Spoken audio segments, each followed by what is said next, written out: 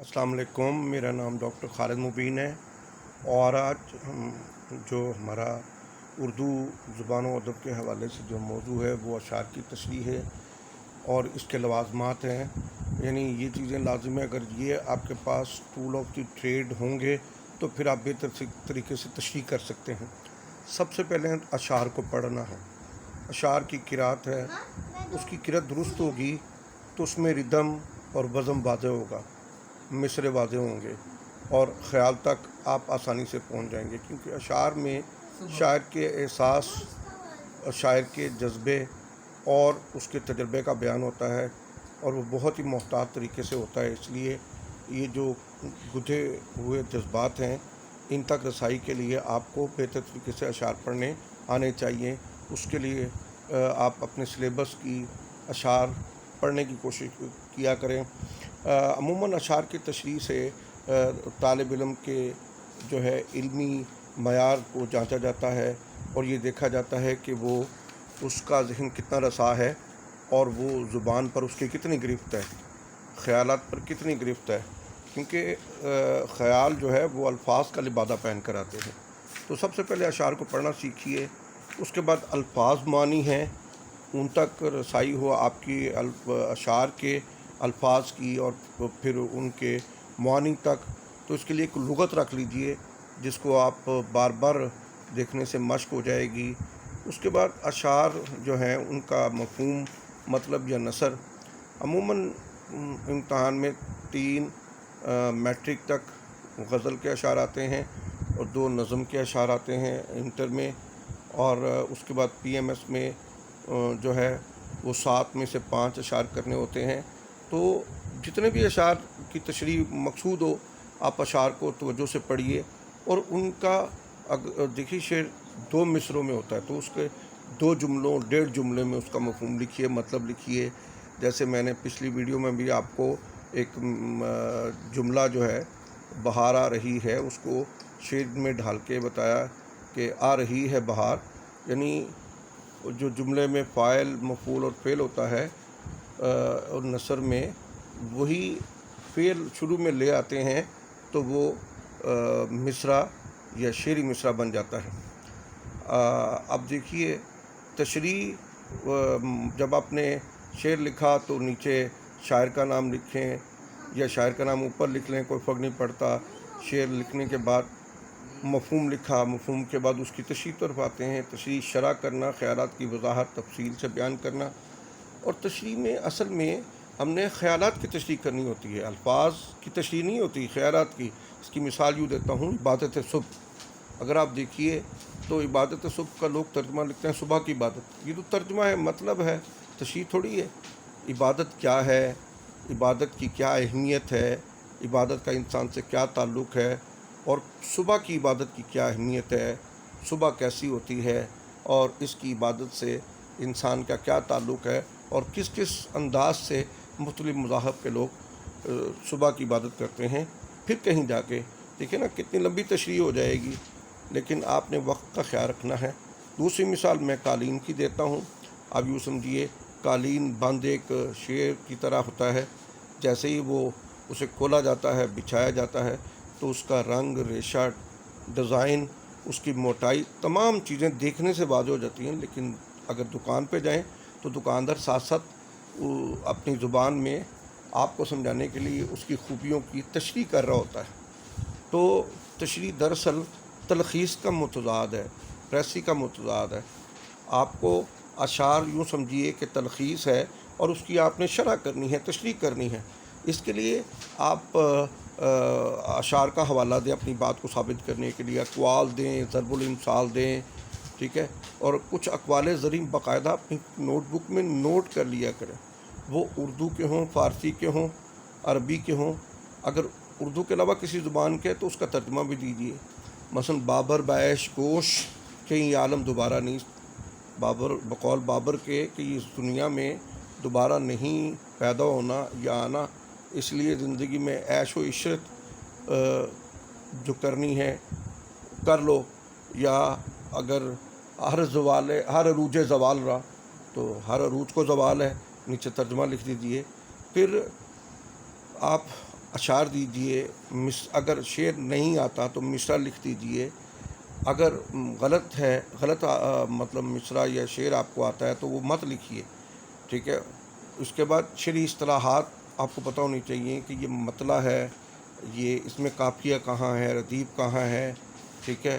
اور پھر شعری محاسن جو ہیں وہ علم بیان و بدیع یا صنائع بدائع اور مرکبات جو ہیں، مرکب عطفی اور مرکب اضافی وغیرہ یا مرکب عددی یا اور کوئی مرکب ہے تو واضح کیجئے، پھر مجموعی محاسن لکھیے۔ شعری محاسن کو واضح کرنے کے لیے میں نے ایک سلائیڈ آپ کے لیے بنائی ہے، ذرا توجہ سے دیکھیے۔ شعری محاسن، دیکھیے محاسن حسن سے ہے، خوبیوں سے ہے، تو شعری خوبیاں بیان کرنی بہت ضروری ہیں۔ لوگ صرف تشریح میں مطلب لکھ لیتے ہیں، لیکن مطلب کے ساتھ ساتھ اس کے شعری محاسن مصروں کو ان کے اندر موجود الفاظ اور روزمرہ محاورہ مرکبات کو واضح کیجیے۔ دیکھیے اس کو میں نے اس کا چارٹ بنایا ہے تو 3 حصوں میں تقسیم کیا ہے۔ پہلے صنائع بدائع ہیں، پھر مرکبات ہیں، پھر مجموعی تاثر ہے۔ مثلا اب آپ دیکھیے نا، علم بیان و بدیع میں تشبیہ ہے، مشابہت دینا، ایک چیز اور دوسری چیز سے نازکی اس کے لب کی کیا کہیے، پنکھڑی گلاب کی سی ہے۔ پھر استعارہ ہے کہ جس میں مستعار لیا گیا لفظ، کس شیر کی آمد ہے کہ رن کانپ رہا ہے، رن ایک طرف چرخ کوہن کانپ رہا ہے۔ پھر تلمیم میں دیکھیے، آ رہی ہے چاہے یوسف سے یہ صدا، دوست یہاں تھوڑے ہیں بھائی اور بھائی بہت۔ اب آپ دیکھیے، یہ بے خطر کود پڑا آتش نمرود میں عشق، آپ کے سامنے شعر لکھا ہوا ہے، عقل ہے محو تماشائے لب بام بھی۔ اس شعر میں صنائع بدائع جو ہیں وہ کئی استعمال کیے گئے ہیں، لیکن 2 میں واضح کرتا ہوں۔ ایک تو عشق سے مراد حضرت ابراہیم ہے، اور آتش نمرود مرکب اضافی بھی ہے اور ترمی بھی ہے۔ عقل یہاں استعارہ ہے کس کا؟ نمرود کا۔ تو آپ نے دیکھا 4 شعری محاسن آپ کو نظر آ رہے ہیں یہاں، ٹھیک ہے۔ اس کے بعد ہم دیکھتے ہیں صنعت تضاد ہے۔ اب آپ کے سامنے ایک میں شعر رکھتا ہوں میر کا، جس میں بڑی خوبیاں یہ ہے کہ اس میں کئی صنعتیں ہیں۔ پتا پتا بوٹا بوٹا حال ہمارا جانے ہے، جانے نہ جانے ایک گل ہی نہ جانے، باغ تو سارا جانے ہے۔ اس میں اگر آپ دیکھیں نا، جانے نہ جانے صنعت تضاد ہے، یا اس شعر میں زندگی کیا ہے، موت کیا ہے۔ یہ اگر آپ دیکھیں 2 مصروں میں ایک شعر میں صنعت تضاد استعمال کی گئی ہے، متضاد۔ اور پتا بتا جو ہے وہ صنعت تکرار ہے جی، اس سے تال پیدا ہوتی ہے، 2 بار ایک لفظ استعمال ہوتا ہے، پتا پتا بوٹا بوٹا حال ہمارا جانے، تو اس سے موسیقیت پیدا ہو رہی ہے تکرار سے۔ پھر صنعت لف و نشر ہے، لپ میں نے لپیٹنا، نشر میں نے پھیلانا، پہلے کوئی بات پھیلائی جائے تو پھر ان کو لپیٹا جائے۔ جیسے زندگی کیا ہے، سوال ہے، ایک بات کو کھولا گیا ہے، اسٹیٹمنٹ کو کھولا گیا ہے۔ عناصر میں ظہور ترتیب، شکیب جلالی کا شعر ہے، موت کیا ہے انہی اجزاء کا پریشاں ہونا۔ تو اگر آپ دیکھیں دونوں مصروں میں لف و نشر استعمال کی گئی ہے۔ پھر ہے یعنی حسن تعلیل، صنعت حسن تعلیل، اس میں کوئی علت جو عقل کے مطابق نہ ہو، صرف جذبے سے بیان کی گئی ہو، وہ بیان کی جاتی ہے۔ علیل تعلیل سے ہے علت، پیاسی جو تھی سپاہ خدا 3 رات کی، سر پٹکتی تھی موجے فرات کی۔ دیکھیے نا، خدا کے سپاہی امام حسین کے جو سپاہی ہیں، وہ ان کو دیکھ کر فرات کی موجیں سر نہیں پٹکتی، لیکن شاعر نے اصل میں ہمارے جذبات کو تحریک دینے کے لیے کہ انسانوں کو ترس نہ آیا، اور کس کو آیا؟ مظاہر فطرت کو آیا، کہ 3 راتوں سے امام کے سپاہی پیاسے تھے تو موجیں اچھل اچھل پڑتی تھیں۔ حالانکہ حقیقت یہ تھی کہ گرمی کا موسم تھا، پہاڑوں پر برف پگھل رہی تھی تو دریا میں طغیانی آ رہی تھی، لیکن شاعر نے دیکھیے ہمارے جذبات کو متحرک کرنے کے لیے حسن تعلیل استعمال کی ہے۔ صنعت مرات و نظیر، اوپر والے شعر میں ہم دیکھتے ہیں، پتا پتا بوٹا بوٹا حال ہمارا جانے ہے، جانے نہ جانے ایک گل ہی نہ جانے، باغ تو سارا جانے ہیں۔ اس میں پتا پتا بوٹا بوٹا اور گل کہاں ہوتے ہیں؟ باغ میں ہوتے ہیں۔ تو یہ صنعت حسن مرات و نظیر ہے، یعنی اس میں ایک چیز یا ایک چیز سے متعلقہ الفاظ کو استعمال کیا گیا ہے۔ اب آئیے مرکبات کی طرف۔ اس شعر میں جو میں آپ کے سامنے تلمیح کی صورت میں تھا، بے خطر کود پڑا آتش نمرود میں عشق، عقل ہے محو تماشائے لب بام بھی، اس میں آپ نے دیکھا آتش نمرود مرکب اضافی ہے. جیسے کتاب مبین کی کتاب، یہ کی جو ہے یہ فارسی کا طریقہ ہے مرکبات بنانے کا، دو اسموں کو جوڑنے کا، اور اس سے نئے معنی پیدا ہوتے ہیں. پھر مرکب عطفی ہے، واو اور پھر کر کے، یعنی واو اور کا استعمال بہت اکثر ہوتا ہے، دن اور رات وغیرہ. ٹھیک ہے. اب آئیے کہ ہر شعر کوئی نہ کوئی مجموعی تاثر رکھتا ہوگا. جیسے یہ شعر جو ہے بے خطر کود پڑنے والا، یہ بلاغت ہے، بلیغ الفاظ ہیں، اس میں بلاغت ہے. اور ابن مریم ہوا کرے کوئی، میرے دکھ کی دوا کرے کوئی، اس میں فصاحت ہے. یعنی سہل ممتنع بھی ہے، یعنی آسان اشعار ہیں. جو میں نے آخری شعر پڑھا وہ آسان ہے، تو انہیں سہل ممتنع بھی کہتے ہیں.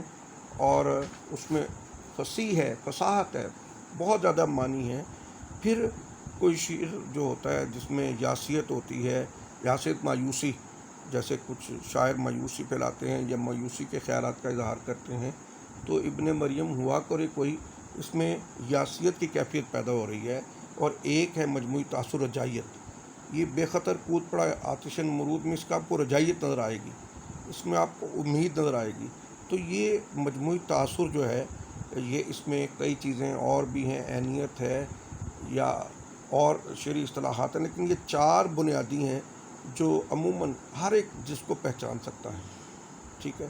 اس کے ساتھ ہی آپ مجموعی طور پر کسی شعر کی تشریح کرتے ہوئے اس کے حقیقی معنوں میں بعض طالب علم لکھتے ہیں، لیکن اگر غور کریں وہی حقیقی معنوں کا جو شعر ہے وہ مجازی معنوں میں بھی استعمال ہو سکتا ہے.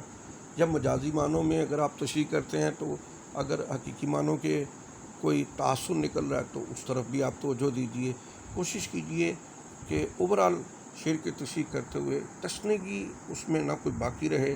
شاعر کے جذبوں اور خیال کو اس طرح بیان کیجیے کہ یوں معلوم ہو جیسے آپ بہت قریب پہنچ چکے ہیں تشریح کے. مثلاً بعض لوگ لکھتے ہیں کہ شاعر یہ کہہ رہے ہیں، یہ غلط طریقہ ہے. شاعر کا یہ خیال ہو سکتا ہے، یا شاعر کچھ اس طرح کہنا چاہتے ہیں، یا شاعر یہ بیان کر رہے ہیں. تو یہ طریقہ استعمال کیجیے. بہت شکریہ. میں اگلی کسی ویڈیو میں حاضر ہوں گا. تو عذرائے کرم اگر آپ کو ویڈیو پسند آئے تو اسے لائک کیجیے، سبسکرائب بھی کیجیے. بہت شکریہ. Thank you very much. آپ سے پھر ملاقات ہوتی ہے. السلام.